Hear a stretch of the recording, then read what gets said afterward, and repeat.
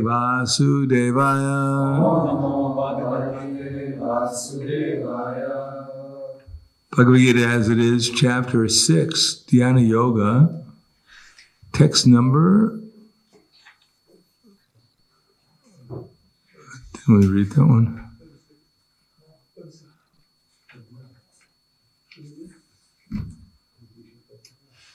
No, you read that. That one. Text 39.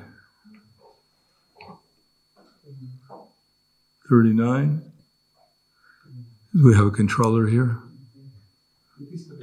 Is that 39? Okay. Etam me samshayam Krishna. Chetam arharshi sheshataha. Saramya samshayam samshayasyasya. Chaitana yupapadite. Etan me samshayam Krishna. Chetum arharshi sheshataha. Tvaranya samshayam samshayasyasya. Chaitananupapadite.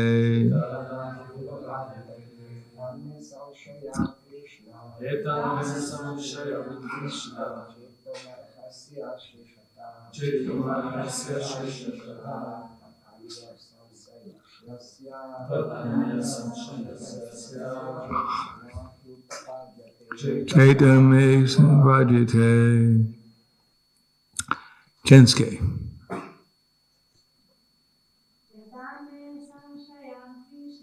Etame samshayam Krishna. Chaitamaharshi sheshataha. Tvamanya samshayam shasya. Chaitananupapadite. Etat. This is my samshayam, doubt. Krishna, O Krishna, Chetum, to dispel. Arhasi, you are requested. Asheshataha, completely. Tvat, then you. Anya, other. Samshayasya, of the doubt. Asya, this. Cheta, remover. Na, never. He, certainly. Upapadite, is to be found. This is my doubt, O Krishna, and I ask you to dispel it completely. But for you, no one is to be found who can destroy this doubt. Purport. Krishna is a perfect knower of past, present, and future. In the beginning of the Bhagavad-Gita, the Lord said that all living entities existed individually in the past. They exist now in the present, and they continue to retain individual identity in the future, even after liberation from material entanglement. So he has already cleared up the question of the future of the individual living entity. Now Arjuna wants to know of the future of the unsuccessful transcendentalist. No one is equal to or above Krishna, and certainly the so-called great sages and philosophers are at the mercy of the material nature cannot equal him. Therefore, the verdict of Krishna is the final and complete answer to all doubts, because he knows past, present, and future perfectly. But no one knows him, no one knows him. Krishna and Krishna conscious devotees alone know what is what.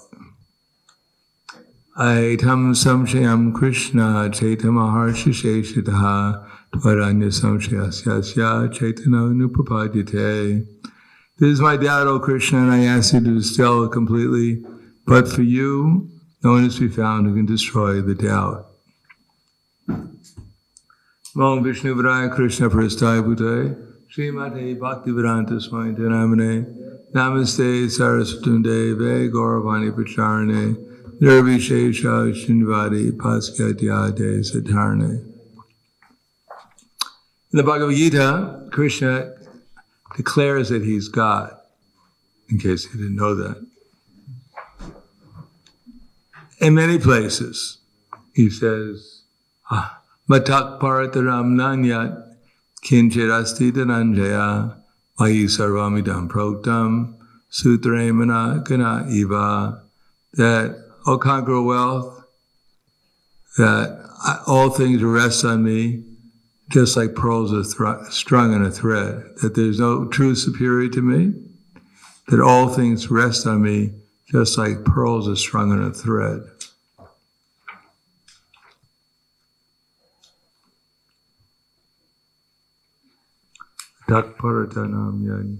Shit.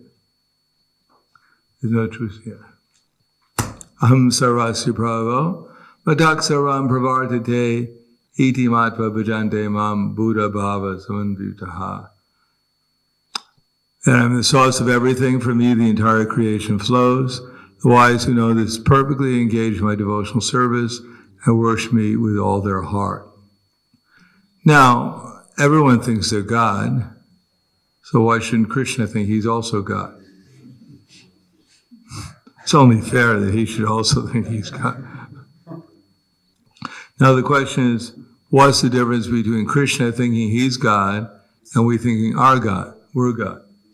Well, for one thing, Krishna has some things to say that we can understand are truth, are accurate. Beginning with Denosmin yata dehe komaram yovanam jara tata dahantra praptira diryastatra namuyati. That science means that which is perceivable, that which is consistent, applies everywhere to everyone. So it applies to everyone that everyone has a body that's changing. And if someone doubts that, well, that's all right. People doubt, you can say anything and people will make an objection to it. If you go out in the street and you hand out €100 notes, people will call the police and have you arrested. Someone will complain. Whatever you say, someone will object to. So Krishna says the body is changing. Some people will doubt it, and some people will accept it. Although it should be clear to anyone with a minimum amount of intelligence, but people don't have a minimum amount of intelligence to even understand that. So we can't expect everyone to agree. But at least if we agree that our body is changing and we're not changing, then we can understand that Krishna's instruction or philosophy is quite accurate. Now he doesn't stop there. He mentions about things like Dayato Vishyam Pumsam Sangasteshu Pajayate Sangat Sanjayate Kama Krodo Pajayate Krodad Bhavati Samoha Smriti Vibramsat Smriti Vibramsat Buddhina Shat Pranashiti. He mentions about contemplating objects of the senses. I think most of us have experience of contemplating some object. We want some sense. And becoming attached to it. Even if you think, well, I'm never attached. Well, did you ever have some Lakshmi or wallet and you lost it? How did you feel? Did you feel some attachment, some separation? So, that same separation, of course, it's possible to get an equal amount of feeling of separation from Krishna. Unfortunately, even if we lose a pen, we feel more separation from the pen than we do from Krishna. But that attachment is there even in the material life.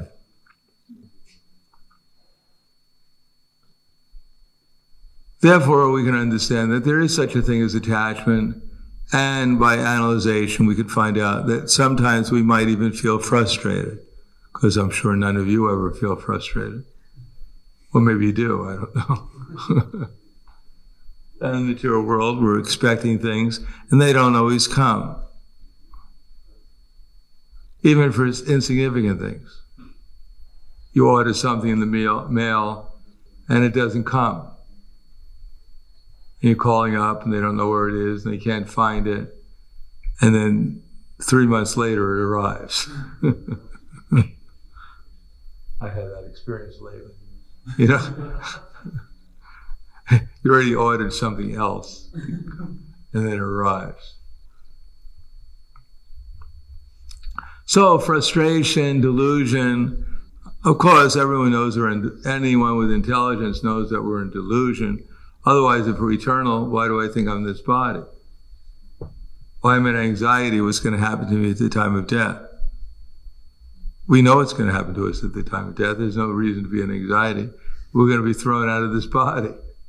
Where we're going to go, we have no idea, or little idea. Therefore, examining Krishna's philosophy in Bhagavad-Gita should lead to the conclusion that Krishna is quite intelligent, at least. Let someone else come up with a book that is supposedly spoken 5,000 years ago. Now, it could have been spoken yesterday. But, as Prabhupada said, in this material world, there's actually no past, present, and future. In case you were wondering what's going to happen in the future, I can tell you exactly what's going to happen in the future. Every single day, I can tell you exactly what's going to happen. And we can have a little wager here, maybe for 5 samosas. I'll give you the future, and if it turns out to be wrong, then I'll give you 5 samosas. Anyone want to take me up on the deal?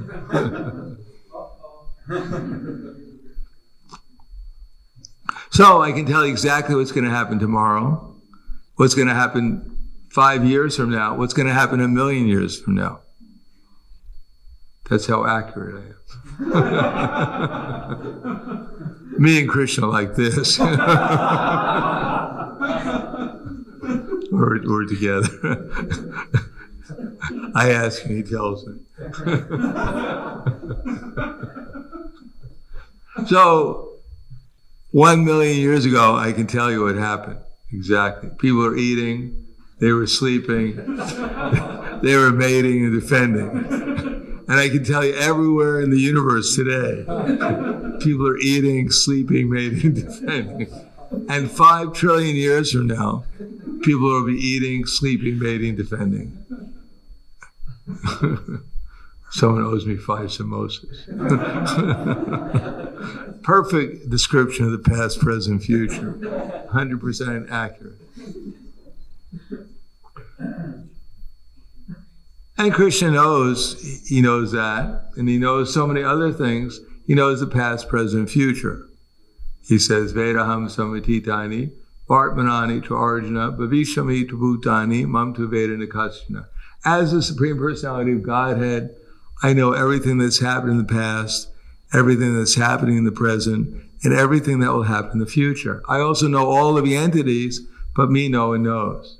So this can also be analyzed, as it's analyzed in the Srimad Bhagavatam, that there is a person giving us intelligence, remembrance, and forgetfulness. Knowledge and forgetfulness. So there is a person giving us that, every living entity. Otherwise, how is it that sometimes we remember sometimes, and sometimes we forget, and sometimes it just appears what we remember, and sometimes we can't forget what we're trying to forget. Sometimes we see things perfectly, we understand everything better, and then we forget.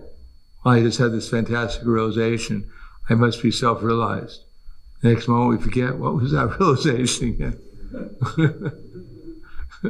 Where am I anyhow?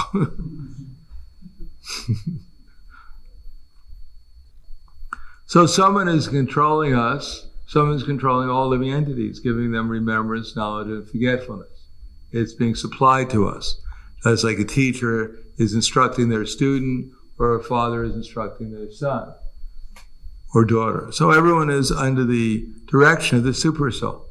In other words, after analyzing Bhagavad-Gita thoroughly and carefully, we can see that it's consistently accurate. And there's no other book that exists that has such perfect knowledge. It describes everything, past, present, and future, perfectly.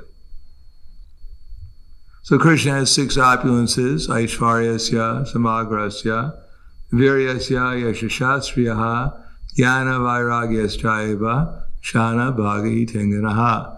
That Krishna has unlimited beauty, unlimited wealth, unlimited fame, unlimited strength, unlimited renunciation, and above everything here, as explains, he has unlimited knowledge. Now, we may not be able to perceive Krishna directly in terms of his unlimited beauty, or his unlimited wealth, or his unlimited fame, or his unlimited strength, but we can see whether or not Krishna has unlimited knowledge by reading his book, Bhagavad-Gita. If everything he says is perfect for past, present, future, then only God could have written such a book. And that's what Bhagavad-Gita is meant for. So we can study it, we can gain some knowledge about it, we can gain some perspective on it. By just reading that. Knowledge means to know what to do. Perspective means to know why we're doing it. And skill means to how to do it. And conviction means the conviction that we should do it. We may know what to do. We may know why we should do something. We may have the skill to do it, and we may not do it because we have no conviction that we should do it. But everything there is in Bhagavad Gita. What to do, why to do it, how to do it, and the conviction to do it. So Arjuna is asking for the conviction to clear up his doubts so that he knows why he should do it. So this is an opportunity. By reading Bhagavad Gita, we know what to do, why to do it, how to do it, and we get the conviction to do it. And then we can make progress in spiritual life. So this word samshaya, another part of Bhagavad Gita, earlier part, Krishna says, Shadavan labhate jnanam, tatpara samatendriyaha, jnana labha param shantim, achere nadigachati. A faithful person who is absorbed in transcendental knowledge and who subdues his senses quickly attains the supreme spiritual peace. So this is the positive. We're supposed to become Shradavans. Van means to possess, and Shraddha, those who are possessing faith.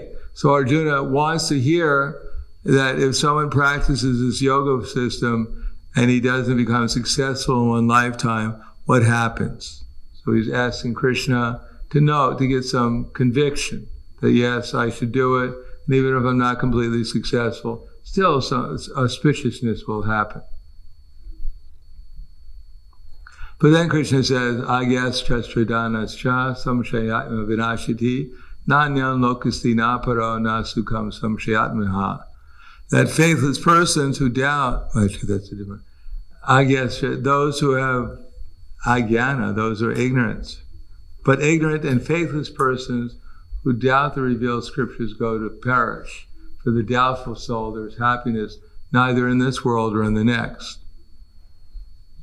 So this is a steady message. If we don't get this conviction, if we're always doubtful, always hesitant, even after reading, those who don't read Bhagavad Gita have no knowledge of spiritual life, they're finished. There's no hope for them. But even those who read Bhagavad Gita, but they should find out what to do. It's not like an armed, there are people in India who can recite every verse in Bhagavad Gita. We find in morning walks with Prabhupada and Professor Patel, Dr. Patel in Mumbai on the beach.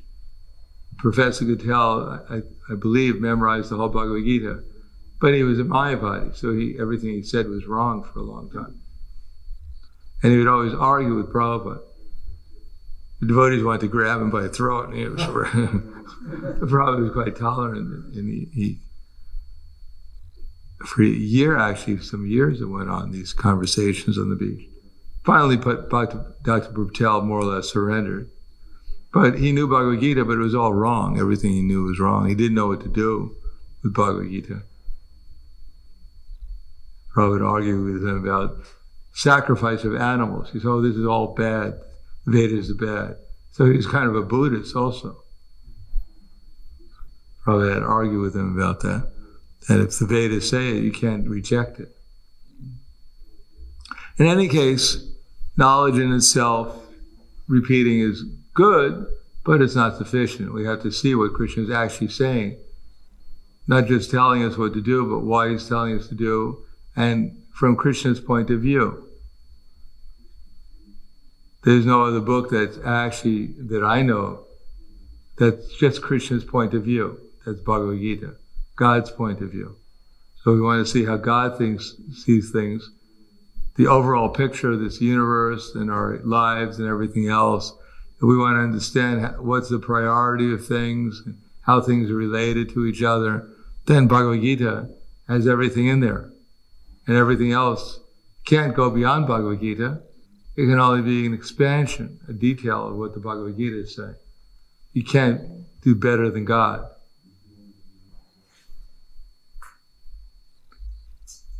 And if we read Bhagavad-Gita and we find out what to do, we know why to do it, we know how to do it, and we become convinced to do it, then we'll realize that Krishna is God.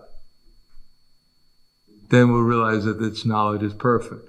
And there's no other way of doing it, to realize that Krishna is God, and that his knowledge is perfect, his plan is perfect, everything is perfect, other than going through the process of reading Bhagavad-Gita with the idea of finding out what to do, why to do it, how to do it, and become convinced to do it. Then our life will become perfect. Then we'll give it, all the doubts will go away. Therefore,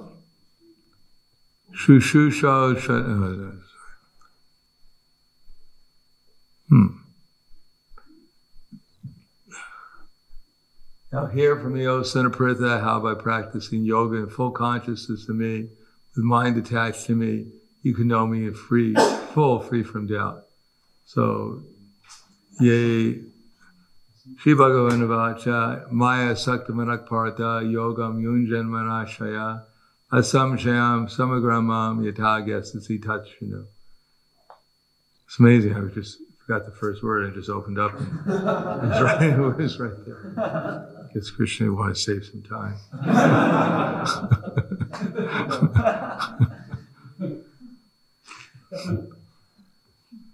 So this asamshayam is very important. We should take it seriously so that we follow the process to get free from doubt, which is to hear from Krishna, and then practice it, of course.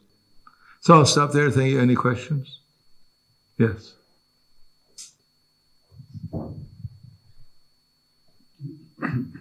May I ask you, Maharaj, about seeing Krishna in the material energy? In the Bhagavad-Gita, Krishna seems to be repeating this many times in many chapters. We have the universal form, we have Vibhuti Yoga 10th chapter, we have the 9th chapter, Mayata Tamidam Sarvam, 7th chapter, I am the sound and ether. In the Bhagavatam, we have universal form many times, from the beginning to the very end. So this, if I might ask you, can you kindly comment how this aspect of Krishna's instructions contributed to your practice of Krishna consciousness? That Krishna is taste of water and everything.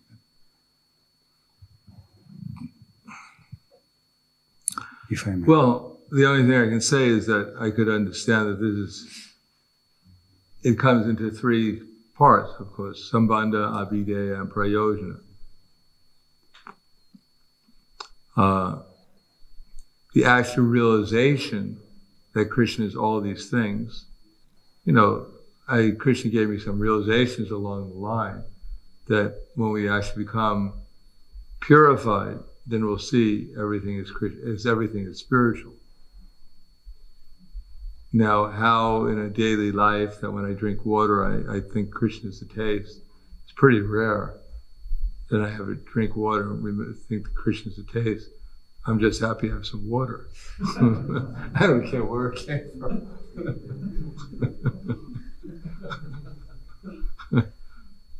But as far as I had some realizations, experiences by Krishna's mercy, where I actually saw everything as being spiritual, but I forgot it. It's not like part of my daily experience, but I know it's there in the background. And that as we become purified, then one day we'll come and see everything in relation to Krishna. Everything is the same quality as Krishna. Spiritual, everything is by nature blissful and pleasurable. It all has the same nature as Krishna. Other than that, the only relationship I have with is most of these verses, Rasohams, is just memorizing them. That's about as far as it goes. I mean, there may be parts of it that sometimes remember. Sarvasya Chaham, you see, that I am aham, no, that's not right.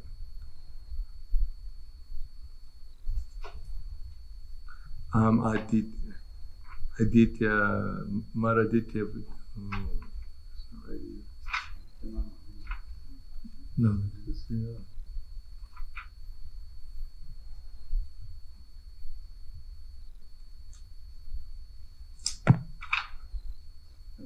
Aditya Ramaham Vishnur Jyoti Samrava Amsimam Marachir Maratam Asmi Nakshatranam Aham Shashi. That of the Adityas I am of the Adityas, Aditya Namaham Vishnu, I am Vishnu. And so there is, what was I going to say? That this idea that Krishna is supplying, that he's the super soul in everyone's heart, that there's these verses, there's some realization coming from these. But as far as, of the Aditya, I've never met any of the Adityas. So. Whether Krishna is the cousin or the uncle or whatever. Or the Aditya Namaham Jyoti Samrava Amsama. Or the light and the sun. Sometimes I may remember that the light and the sun comes from Krishna. I mean, there's some effect, but yes. What about you? What is your realization? Thank you very much. Just to conclude this, if I may ask, if I may make sure I understand that it sort of contributed to this consciousness of Ishavasya, that everything is Krishna's, from Krishna, by Krishna. Well, I think that the only real, the growing, the more we get realizations, it's like when the tide rises all the boats. So the more we get realization, the importance of the chanting of the holy names and how to chant in such a way as to actually remember Krishna, get Krishna's mercy, I think everything else will follow from there. As far as remembrance of Krishna, our main problem is that we're trying to utilize these energies apart from Krishna, and therefore we forget we're not in the fire. We go from a little bit of Krishna consciousness back into different varieties of material consciousness. So as we become more and more steady in our Krishna consciousness, then gradually things in relation to Krishna will be remembered more and more consistently. But until then, sometimes, that's the sun. But everything is Krishna's energy. It's not just the sun. It's not just Vishnu. It's not just, all Punya, Gandha, Prativyam, Cha, Tejas, Chasni, Vivavaso, Jivanam, Sarvabhuteshu, Tapas Chasni, Tapas Vishu. It's not only the smell in the earth, it's all Krishna's energy. And if we could realize that, if we were walking around seeing Krishna everywhere, then we'd be pure devotees. But still, we're utilizing some energies. We have a book bag and we go out with a book bag, and we know that the books this is Krishna's energy, so we're utilizing Krishna's energy in his service, and gradually the realizations will come that these energies are related to Krishna in the course of time.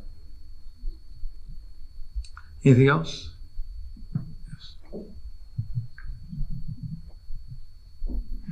Yes. We were speaking about doubts again today. At the class upstairs, there were doubts on the program also. You were doubting the class upstairs? What? You were doubting about the class upstairs?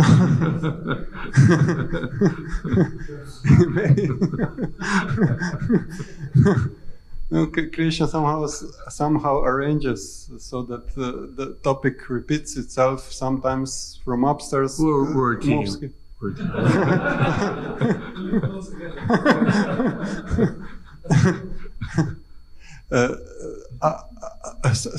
I perceived also in myself and in some devotees who are for a long time somehow on some distance, but they have some affection for devotees and for the process, that they retain this lack of self-confidence, healthy self-confidence, probably due to some relationships in the family they come from. They have and they retain this doubt about the process and feeling somehow insecure. So what should such a person do? Because obviously it's due to psychophysical background, this doubt, and it cannot... We're not confident because we don't have confidence in others. Because we don't have confidence in authority, therefore we don't know what to do. And because we don't know what to do, we usually do the wrong things. So if you do the wrong things and you get confident, that's very bad. We do what first authorities told us to do, our parents, and that's the problem probably. But we have to fight, so-called authorities. But the real authority is Krishna. But we get parents because we did all the wrong things. Parents who tell us the wrong things because we did the wrong things in our last lifetime. And therefore we're eligible to get other people to tell us to do the wrong things too. As we told other people to do the wrong thing.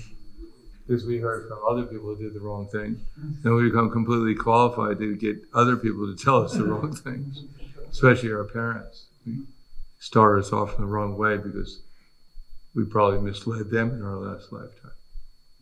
So the solution is find out someone who actually knows what's going on, like Krishna and his representatives, and find out what they're doing, try to understand how to do it, try to do it as best we can. And then when we get some positive results, then we'll get some confidence. Then we'll get some confidence that actually I'm on the right path. Then we can be confident. To be confident in ourselves is foolishness because we're only 1/10,000th the size of the tip hair in size. I'm a big spirit soul. I'm a confident soul. I don't care what other people think about me. I'm bigger than 1/10,000. I'm 2/10,000 the size. I'm twice as big as you are.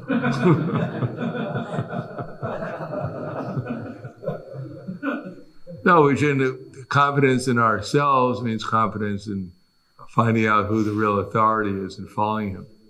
And then we could be confident that I'm becoming sane, that I'm following the right authority. Yes. You were speaking, if I may add, when you were visiting your sister's marriage, then you quite decisively face your mother with the fact that either she will comply with the dress code, or this is unimaginable in Slovenia. You cannot do something like this to your mother. I cannot imagine.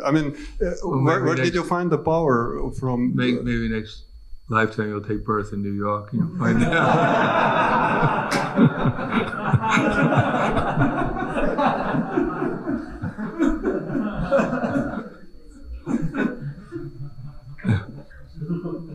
Bhagavad-Gita, Kita, Srila Prabhupada, Kita.